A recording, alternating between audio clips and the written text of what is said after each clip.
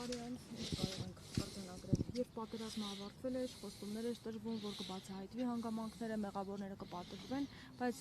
հարուցված քրեական գործեր կան, որոնց վճիռները մենք դեռևս չենք տեսնում, եւ 44 օրյա պատերազմի հանգամանքները քննող հանձնաժողովն էլ մեծ խոստումներ, ակնկալիքներ ձևավորեց հանրության մեջ, եւ հետո մենք տեսանք, որ ուղարկվեց այն արխիվ։ Դժնդակ օրերից 5 տարի է անցել եւ նոյեմբերի 9-ը մեր հայ ժողովրդի պատմության ողբերգական եւ սև օրերից մեկն է հանդիսանում, այո, ընդամենը նոյեմբերի 9-ից 20 թվականի 1 տարի անց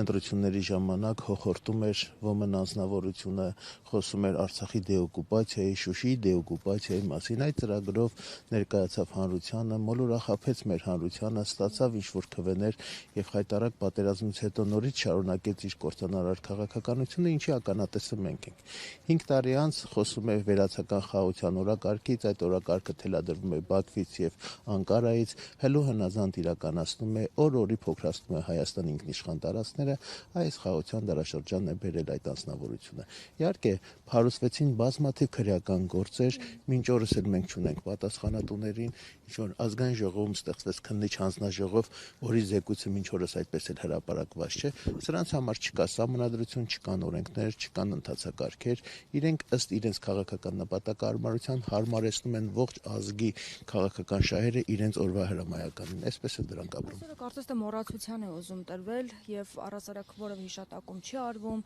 ցավակցություն չի գրվում, նաեւ իրենց Facebook-յան էջերում ել չենք ասում, որ նաեւ եռաբլուր այց չի լինում, մոռացության տալու է այս միտումը խաղաղության օրակարգի համար է արվում։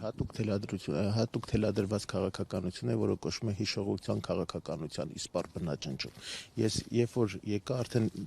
մի քանի ամիս է տեսնում եմ, որ վերանորոգման պատրվակով ինչպես Ծիծեռնակաբերդն է փակ այցելուների համար, ինչպես Ծիծեռնակաբերդի